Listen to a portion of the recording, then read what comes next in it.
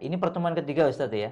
Iya, betul. Setelah kita sempat membahas secara ringkas tentang tiga isu Tiga isu utama utama. remaja. Iya. Nah, hari ini kita akan fokus kepada isu tentang bertanggung jawab, Ustaz. Ya, jadi tiga isu utama itu untuk menyegarkan kembali dari berbagai penelitian itu apa sih yang menjadikan remaja itu nantinya akan mengalami krisis atau tidak. Nah, yang menjadikan remaja itu nantinya mengalami krisis atau tidak itu ialah berkenaan dengan terjawab enggak tiga hal ini. Terjawab itu artinya bukan hanya secara kognitif, bukan hanya anak memiliki pengetahuan, tetapi sejauh mana dia merasa itulah saya. Makanya disebut berhubungan dengan identitas diri. Bagaimana saya itu ada di dalamnya, seperti apa saya terkait dengan tiga isu itu. Yang lalu kita sempat memperbincangkan isu pertama berkenaan dengan nilai-nilai yang diyakini dan dihidup dengannya. Yeah. Artinya pada pertemuan lalu kita sempat membahas, loh kok pakai istilah-istilah seperti itu sih? Kenapa tidak bilang agama saja? Dan kita tempo itu juga sempat membahas bahwa begini ceritanya. Kadangkala seseorang itu mendapatkan atau memiliki pengetahuan mengenai nilai-nilai termasuk agama, tetapi bukan itu yang diyakini, bukan itu yang mempengaruhi dirinya. Itu artinya, dan itu pula sebabnya, kita perlu memastikan bahwa anak-anak kita itu, dan kita perlu mengupayakan dengan sungguh-sungguh bahwa anak-anak kita itu memiliki keyakinan yang kuat kepada agama ini. Jadi ini bukan semata pengajaran pengetahuan, guys. Betul. Kalau praktek gimana, Ustaz? Sudah kami latih mereka ini sholat rutin, puasa Senin Kamis. Nah, artinya praktek nih, hafalan Quran. Apakah ini juga belum masuk ke dalam urusan meyakinkan atau keyakinan nilai? Tidak. Orang itu bisa mengamalkan tanpa keyakinan sama sekali. Kalau kita menggunakan perspektif kacamata psikologi, kita ingat bahwa dalam taksonomi kognitif itu yang pertama adalah pengetahuan, di tingkat atasnya itu comprehension atau pemahaman, di tingkat atasnya itu adalah practicing atau application. Artinya seseorang itu dapat menerapkan, mempraktekkan sesuai dengan apa yang dipahami. Tetapi itu belumlah cukup untuk menggerakkan. Bahkan sampai ke tingkat di atasnya lagi. Tapi kalau kita ingat ketika kita berbincang mengenai agama kita ini, ada kaidah-kaidah dasar. Kok kaidah-kaidah ya? Ada prinsip-prinsip dasar, landasan-landasan dasar dalam mendidikkan iman itu. Yang pertama adalah asas ma'rifi, yang terdiri dari dua asas, yakni iman dan ilmu. Padahal iman itu pun nanti kita ingat juga bahwa yang dimaksud iman adalah yakin, karena al-yakin adalah al-imanu kulluh. Nah, kemudian yang kedua adalah ilmu, di mana ilmu itu bukan cuma sekedar anak itu mendapatkan maklumat, memiliki informasi-informasi mengenai aspek-aspek keimanan dalam agama ini, tetapi yang disebut ilmu itu haruslah membuka dua pintu besar, yakni al-fahmu, pemahaman, dan dengan demikian berarti ada proses pencernaan yang lebih tinggi, proses pencernaan yang lebih matang, bukan cuma dia dapat menyampaikan kembali. Nah, itu yang pertama, al-fahmu. Yang kedua adalah ini harus bina'u dawafi' as-sulukiyah. Dia harus dapat membangkitkan motivasi-motivasi berperilaku pada diri anak itu, pada diri manusia secara keseluruhan. Artinya dengan demikian tidak cukup hanya sekedar anak itu tahu, dan dengan demikian pula maka konsekuensinya ketika kita menanamkan iman haruslah bersamaan meliputi aspek idrakiyah, kognitif, dan syu'uriyah, itu berbarengan. Sehingga kalau kita ini berdisiplin menggunakan ini, maka tidak ada orang kemudian menggunakan dikotomi dari pseudoscience otak kiri otak kanan. Otak kiri otak kanan itu memang ada dalam kedokteran, tetapi tidak berhubungan dengan cara berpikir. Nah, kemudian kita ingat berikutnya lagi adalah asas amali. Di asas amali itu ada yang pertama adalah ubudiyah, yakni bagaimana seseorang itu, seorang anak khususnya, dan orang dewasa secara keseluruhan sebenarnya, dalam melakukan sesuatu itu ditumbuhkan betul niatnya, tekadnya, bahwa orientasinya untuk ibadah, apapun yang dilakukannya. Kemudian yang berikutnya lagi, prinsip asas berikutnya adalah tatbiq. Tatbiq ini artinya praktikum, praktek. Maka ini kan urutannya harus ada 1, 2, 3 baru tatbiq. Maka kalau anak itu hanya tatbiq tanpa ada 1, 2, 3, ya walaupun dia praktek setiap hari tidak akan membekas. Tetapi ini sebenarnya perbincangan mengenai isu pertama.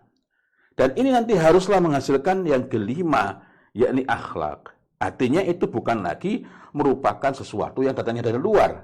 Karena akhlak itu kan sejatinya aspek dalam. Khuluq itu kan sesuatu yang ada dalam batin.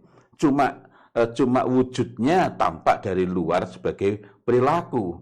Tetapi ini haruslah merupakan cerminan batin. Nah, itu tadi adalah aspek pertama atau isu pertama berkenaan dengan nilai-nilai yang diyakini dan hidup dengannya. Ini berpengaruh. Ini berpengaruh. Apalagi jika, dan itulah yang ada pada agama kita, nilai-nilai yang diyakini dan dia hidup dengannya itu meliputi, mencakup, mengurus, mengatur keseluruhan aspek kehidupan.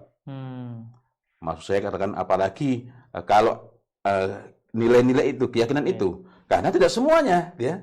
Agama kita, Masya Allah, mengurus seluruhnya. Hingga hal-hal yang terkecil, buang air kecil saja ada aturannya, makan saja ada tuntunannya. Sehingga sebenarnya isu 2 dan 3 itu kalau betul-betul kita tanamkan, dan itu sebagai bagian dari keyakinan, sebagai bagian dari sikap, maka ini akan beres yang 2 dan 3 ini. Akan tetapi kita perlu membincangkan agar lebih clear. Nah, aspek yang kedua itu berkenaan dengan kesiapan untuk mengambil tanggung jawab, bahwa dirinya itu dapat mengambil keputusan berkenaan dengan dirinya. Atau kalau dalam bahasa yang lebih umum, orang kadang menyempitkan lagi menjadi occupation, jadi okupasi pekerjaan dan profesi di masa yang akan datang. Tetapi ini sebenarnya hanyalah satu dimensi. Sehingga kita akhirnya melihat, ada yang menyampaikan bahwa kalau kita ingin anak kita itu memiliki arah yang kuat, mereka harus punya cita-cita yang jelas. Ini bukan yang ingin saya sampaikan ya. Tapi ini sebagian orang, cita-cita yang jelas itulah yang akan mengarahkan hidup mereka. Nah, sehingga anak-anak ditanya, kamu nanti ingin menjadi apa? Apa yang kamu persiapkan untuk ke sana? Akan tetapi, ini sebenarnya terlalu dangkal dan menyempitkan. Yang jauh lebih mendasar itu bukan sekedar menjadi apa.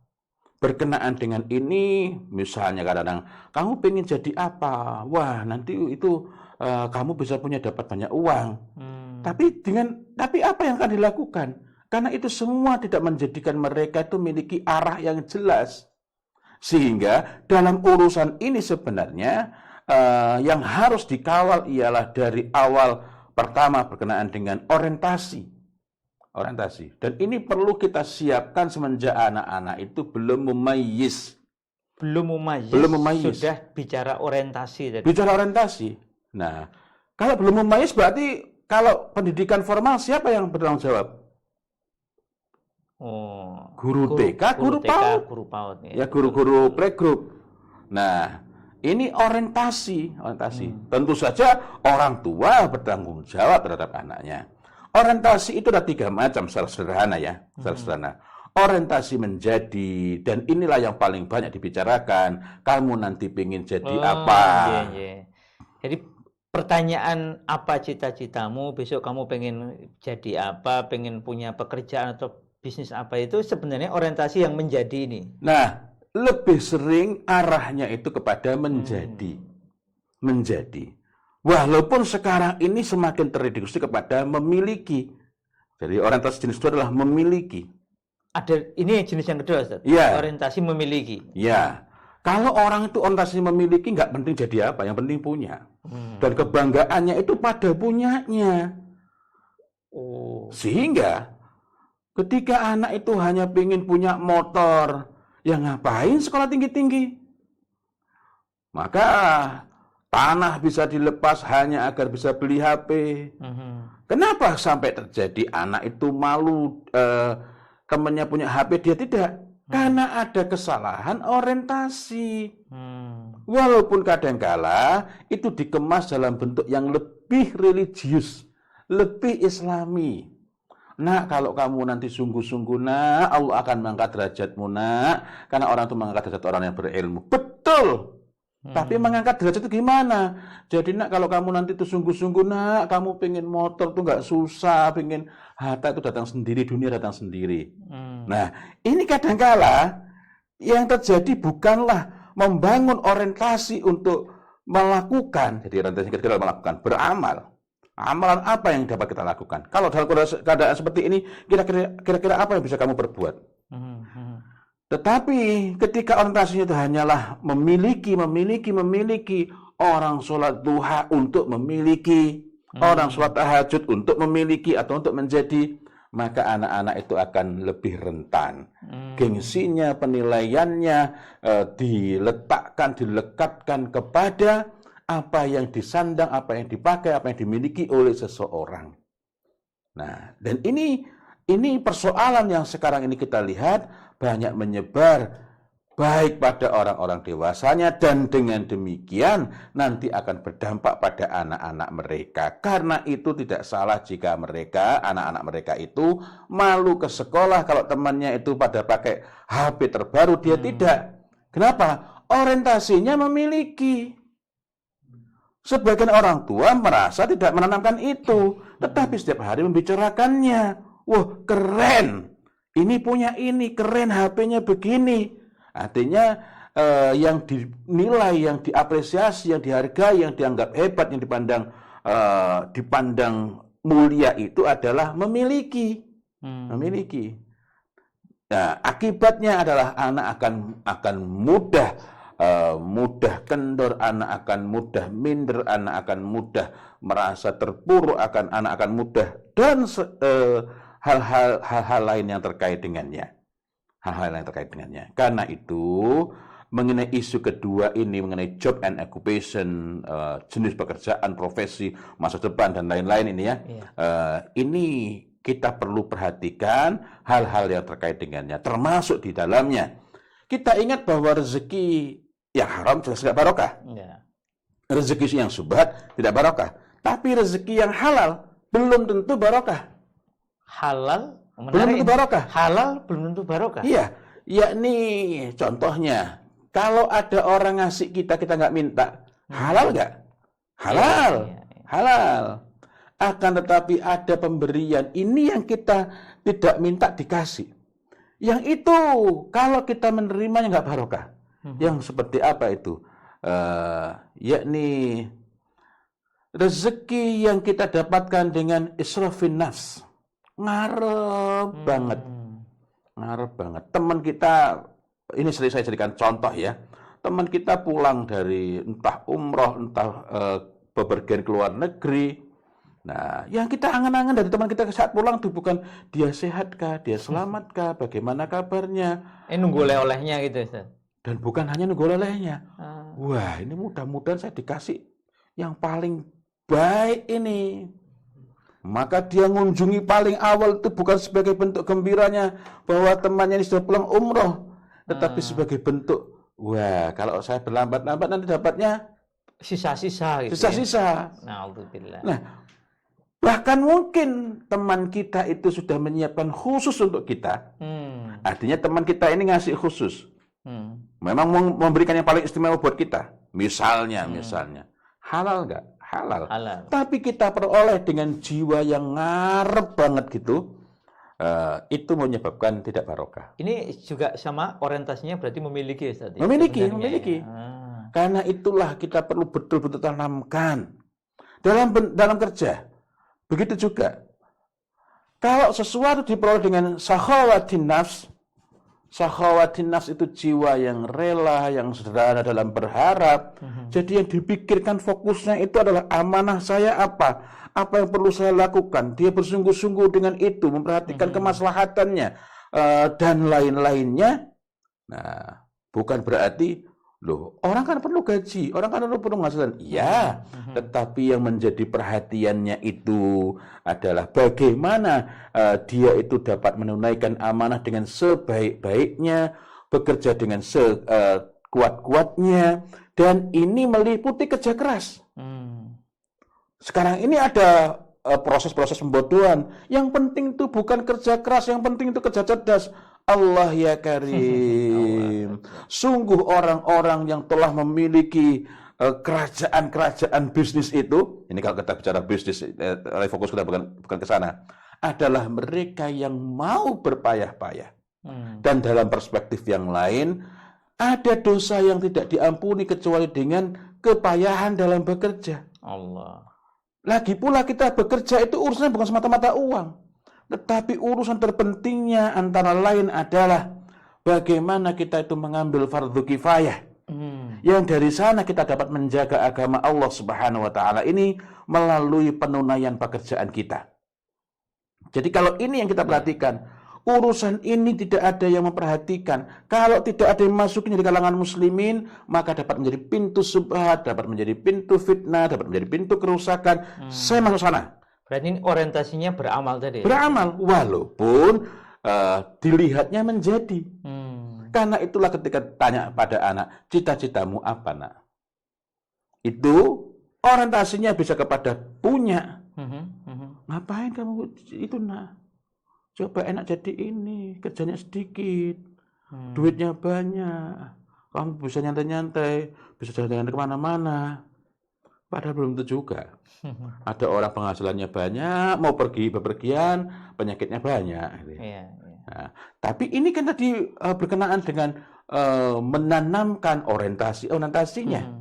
Jadi ketika kita mengajak anak-anak itu, anak biologis kita maupun anak-anak ideologis yang di sekolah-sekolah itu, karena yang di sekolah belum tentu anak ideologis. Kadang-kadang ya hanya menjadi anak yang dibebankan.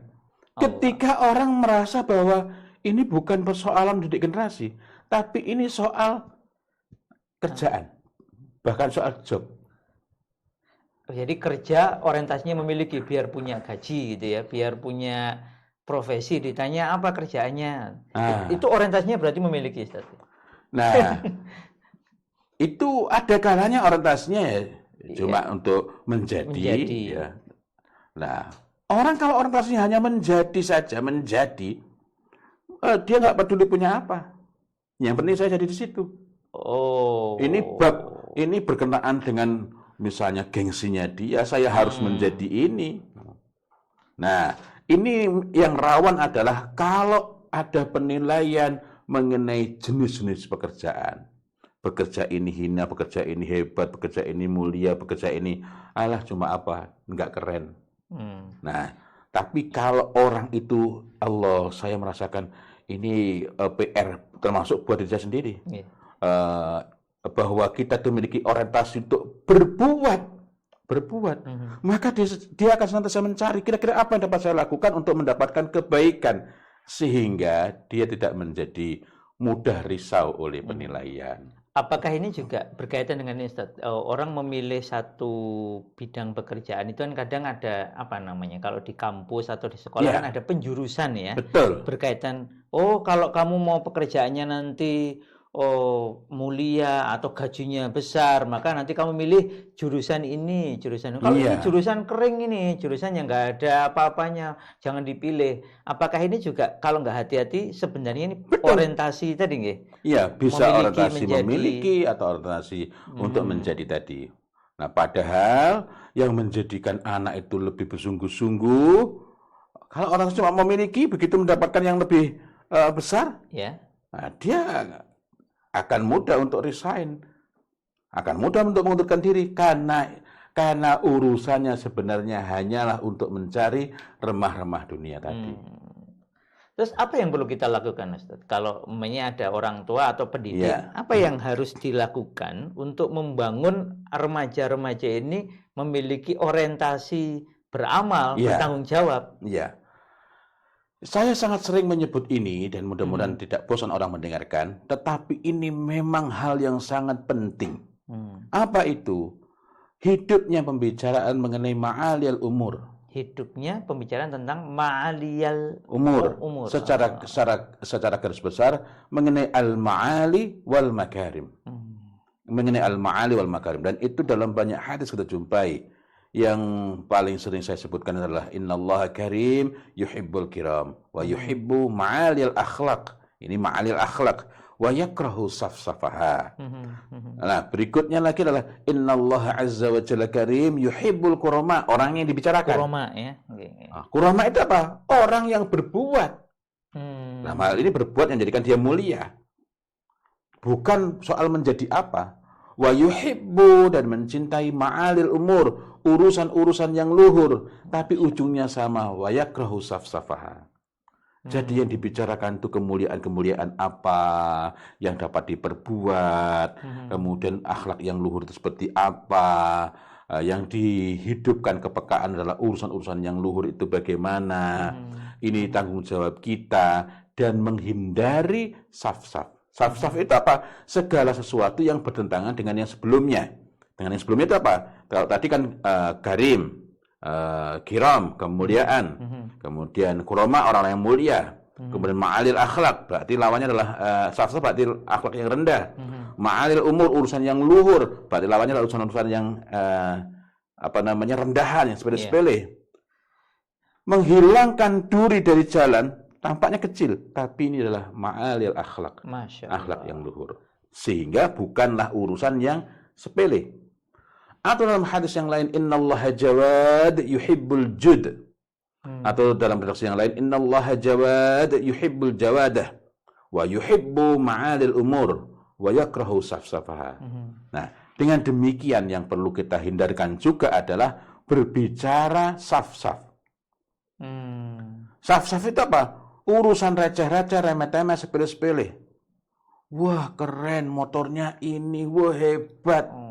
Padahal punya motor ini, punya barang ini tidak menjadikan seseorang itu mulia dan bernilai, berfaedah bagi manusia. Nah, ini saf-saf. Wah, coba ya, asik ya. Kita boleh saja sekali waktu kita berbincang mengenai mana, tapi bukan itu yang menjadi pembicaraan utama. Kita boleh saja membicarakan betapa Masya Allah, alangkah nikmatnya makanan yang disukai oleh Rasulullah, kambing. Tetapi fokusnya bukan tana'um, bukan enaknya, lezatnya, bukan bernikmat-nikmat. Ya. Kita boleh mengatakan lezat, tapi sebagai bagian dari kesyukuran. Dan sebagai bentuk ketakjuban, Masya Allah, tuntunan itu pasti benar, tuntunan itu pasti baik, dan bukan orientasinya pada bernikmat-nikmat. Masya Allah, alhamdulillah. Jadi memang menghidupkan pembicaraan tentang ma'aliyal umur ini harus menjadi hiwar harian. Hiwar. Masya Allah. Artinya secara garis besar, al-ma'ali wal makarim. Kalau ayat yang berkaitan dengan hatta balagha sa'ya, Ustaz. Nah, kata sa'ya ini apa berkaitan erat dengan tanggung jawab ini? Sebenarnya tadi fokus saya hendak ke perbincangan ini, dan Nabiullah Ismail alaihissalam yang waktu itu hendak disembelih oleh Nabiullah Ibrahim alaihissalam atas perintah Allah, ini terjadinya bukan ketika Nabiullah Ismail alaihissalam masih kecil. Mohon maaf, kadang-kadang mengatakan, coba lama sekali pengen punya anak, baru punya anak masih lucu-lucu ya suruh sembelih. Padahal disitulah wabala wa ma'ahu sa'ya, dan sudah dapat diajak, sudah memiliki kesanggupan untuk berupaya. Sa'ya itu adalah kemauan, kesanggupan untuk berupaya, bukan ikhtiar ya. Ada ibadah itu yang di prosesi umrah atau haji disebut sa'i. Ini adalah diambil dari peristiwa ketika Ibunda Hajar lari di Safa Marwah bolak-balik. Nah, Karena untuk menunjukkan mengenai sa'ya, upaya yang sungguh-sungguh. Nah, ini yang seharusnya ada pada remaja-remaja kita. Kemauan dan kemampuan, kesanggupan untuk berupaya dengan sungguh-sungguh. Berupaya di sini, berupaya untuk memenuhi tanggung jawab terhadap diri sendiri, mau berusaha untuk memikirkan mencari nafkah, tapi yang diteguhkan di sini, yang menjadi poin pokoknya bukanlah sudah punya duit banyak atau enggak, bukan. Orientasinya bukan memiliki, bukan menjadi, tapi beramal soleh ya. Ya, berupaya, termasuk untuk menghidupi dirinya sendiri. Walaupun mungkin dia belum sampai pada tataran betul-betul dapat menghidupi dirinya dengan baik. Tetapi jika ini ada, jauh lebih berharga daripada anak-anak itu sudah memiliki banyak. Maka kita Masya Allah mendapatkan pelajaran juga. Anak-anak yatim yang dia mendapatkan warisan dari orang tuanya, memiliki harta yang sangat banyak. Atau mungkin ada, kalau ini ayatnya memang bukan dengan anak yatim ya, tapi luasnya misalnya ada anak-anak yang dikasih harta, misalnya kakeknya itu sangat kaya, dikasih harta, cucunya ini dengan harta yang sangat banyak, tidak boleh harta itu diserahkan kepada anak itu, walaupun dia sudah balik, walaupun dia sudah mencapai usia nikah, kecuali harus diuji dulu. Harus diuji dulu. Dia ini sudah memiliki ar-rusdu belum? Ar-rusdu ya. Kecendekiaan, kemampuan untuk mengelola harta dengan baik, kemampuan untuk menimbang-nimbang sehingga ketika dia belanja itu bukan belanja yang sifatnya konsumtivisme, bukan terjebak pada konsumtivisme, melainkan dia itu dapat menjadi konsumer yang baik. Nah, sebenarnya ini bukan istilah agama, tapi saya sebut karena apa? Karena orang sering mengatakan ini ya, konsumerisme itu adalah bagaimana orang itu berbelanja yang sehat. Nah, ini yang harus dibentuk, tetapi cakupan ar-rusdu bukan cuma sekedar itu. Nah, kalau ini sudah ada, barulah harta itu dapat diserahkan kepada anak itu. Artinya, menjadi balik tidak otomatis langsung matang. Sudah masuk usia nikah tidak otomatis menjadi langsung matang, tapi perlu diuji dulu. Nah, yang memudahkan seseorang itu memiliki ar-rusdu adalah ketika dia itu memang sudah memiliki kesanggupan, kemauan, tekad untuk berupaya. Karena ketika orang itu berupaya untuk memperoleh penghasilan buat dirinya, awalnya buat dirinya, maka dia akan lebih dapat mengelola. Kemauan berupaya itu kalau kita lihat di remaja kita itu gimana caranya, Ustaz? Secara sederhananya. Tadi kan kita menghidupkan untuk membangun itu, nggih. Yeah. Kalau anak ini sudah punya kemauan atau kesanggupan berupaya itu cara melihatnya gimana? Apakah kita tes dengan dikasih uang atau bagaimana? Kalau tes dikasih uang tadi berkenaan dengan menguji, dia sudah memiliki ar-rusdu belum? Itu ar-rusdunya, nggih. Iya. Tetapi ketika anak itu sudah memiliki kesanggupan untuk berupaya, nah termasuk nanti imbasnya pada belajarnya. Belajarnya. Ketika misalnya kita melihat Sufyan Ats-Tsauri atau nanti pada beberapa ulama lain salafus saleh, mereka ini ketika datang masanya sudah waktunya mereka ini sebenarnya memiliki kesanggupan untuk bekerja, berupaya dengan sungguh-sungguh, tapi orang tuanya meminta, padahal membiayai ibunya, agar mengkhususkan diri untuk thalabul ilmi, dan mereka bersungguh-sungguh memenuhi amanah itu. Artinya sebenarnya pada saat yang sama mereka ini juga akan siap untuk berupaya dalam hal-hal yang berkenaan dengan maisha atau yang lain, penghasilan. Nah, jadi kalau dikasihkan hartanya tadi berkenaan dengan ar-rusdu, kemampuan untuk mengelola, dan itu tidak datang tiba-tiba, maka perlu diuji dan dikasih. Diuji itu artinya sudah disiapkan sebelumnya, sudah disiapkan, bukan berarti langsung siap. Karena itu perlu diuji. Oh, kok belum lulus? Maka masih perlu berarti perlu dievaluasi dan perlu diperbaiki lagi.